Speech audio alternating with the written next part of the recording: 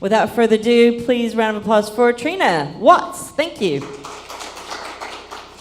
Morning, I think we are still morning, aren't we? Today what I'm going to talk about is translation. I'm a translator. I'm also an engineer, so I also translate from technical concepts into non-technical concepts, and taking technology and technical concepts into places where non-technical people can understand. And I know often that's a bit of a trial and a bit of a challenge. I spent the best part of the last 10 years working in the mobile phone space. So I spent a lot of time translating the technologies that you find in smartphones today. We've stumbled a lot of times in that. There's been a lot of the technology people haven't got first time.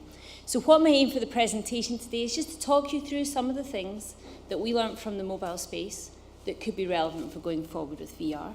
Should hopefully help you not make some of the stumbles, and also get you this feeling of where are my end users going to be, how are they going to feel about it, so that hopefully when you do go out and market your products, you've got a better chance of hitting them first time.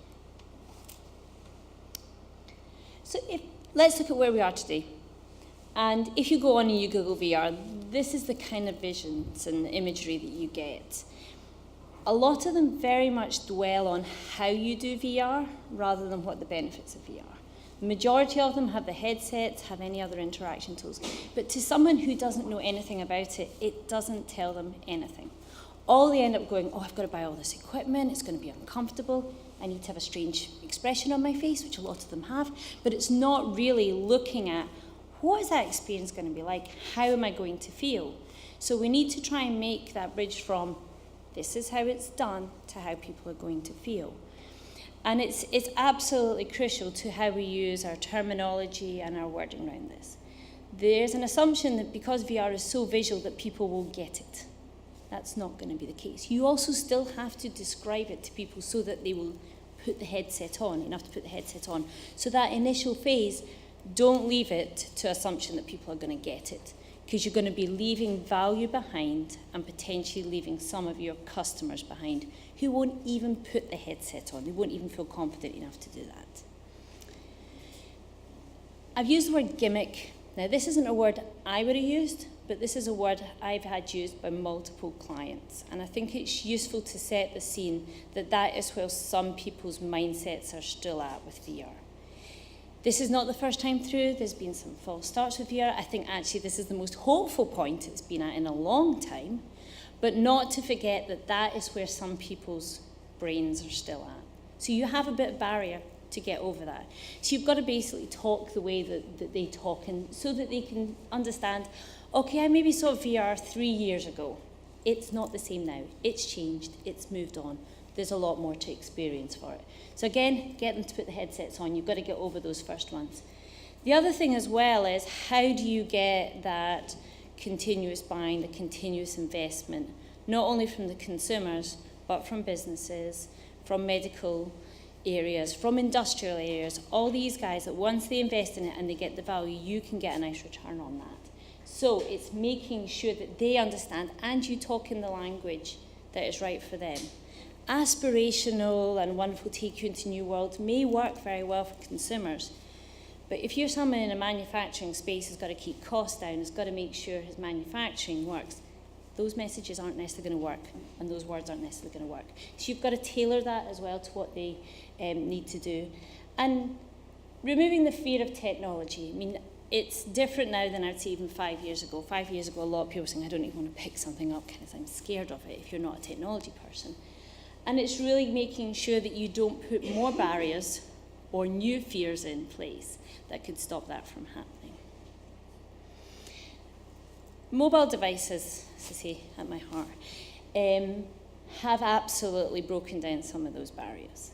They have broken down the barrier of actually having a device in your hand can be part of your life, that it can be tailored to your needs. It can be just so vital to what you're doing. I sit and watch my kid's grandmother play with her smartphone, thinking this woman would have been too scared to pick it up a few years ago.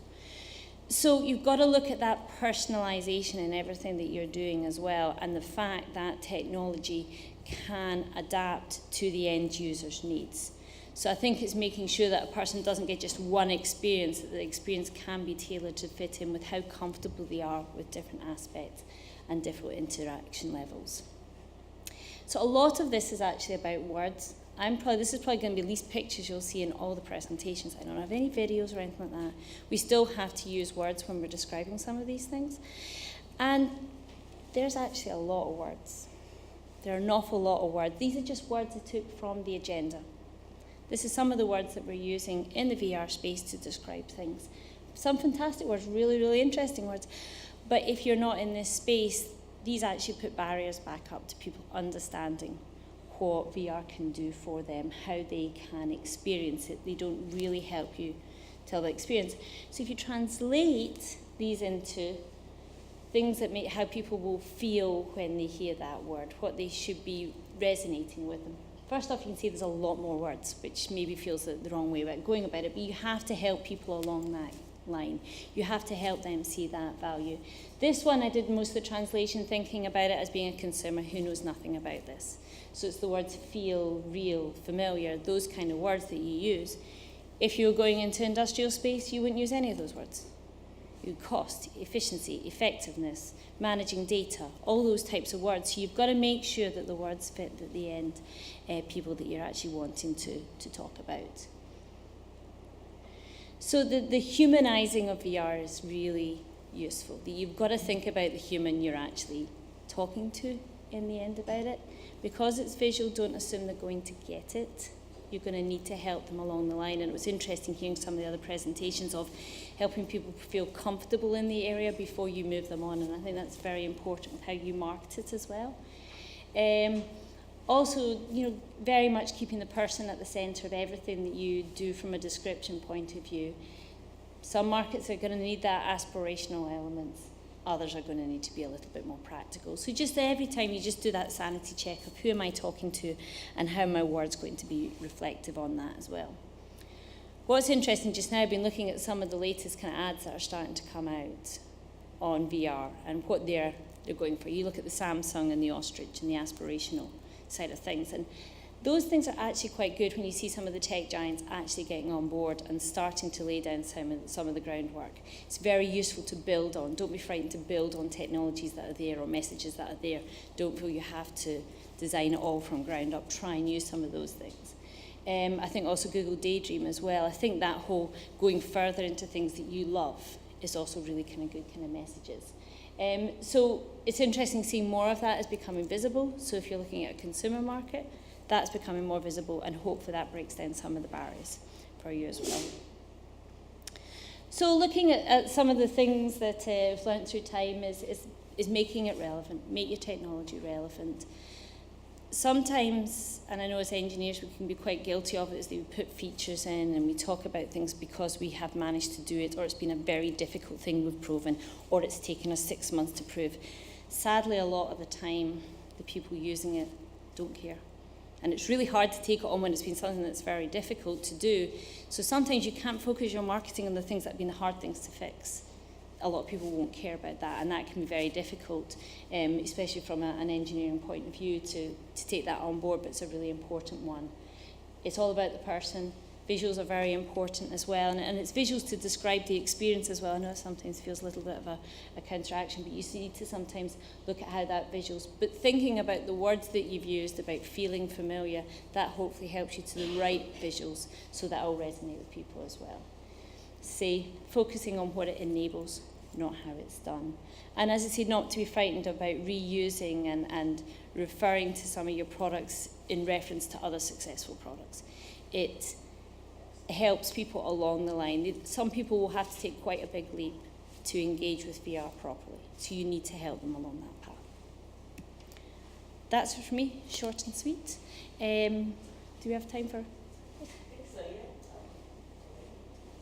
Hello. That was really, really great. I've done so many of these conferences, and it's so nice to see a little bit of translation. So I didn't mean like translation, like languages translation, but that was very good. So do we have questions for Trina? Does anyone? Oh, there we go, front row. Short one. They were very nice tips. Are we able to find it online, that you're going to share the presentation? Yeah, presentation is shared online, yeah. Ah, okay. So it's shared, All right, no thanks. problem at all. They might be through the VR Maybe through World the VR Congress Congress. website.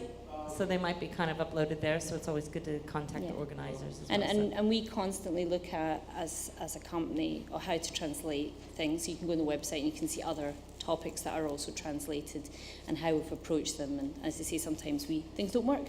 And you go, well, we don't do it this way because we lost people completely. And it's really useful to have that kind of trial and error if you're wanting to try something new out. If you think, has someone else tried this? Does it work? Does it not work? So a question for me, I think, is with the words in the dictionaries that's coming up, do you plan on like publishing a dictionary of VR? I think the it would be VR bigger, dictionary? actually. I think it's Should we bigger. do it? Yeah, I think we should do it. We should all start putting Everyone will buy it, words in. won't they? Right? Okay, cool. Okay, thank you so much, Trina. Thank you very much for your time. Thank you. Round of applause for Trina.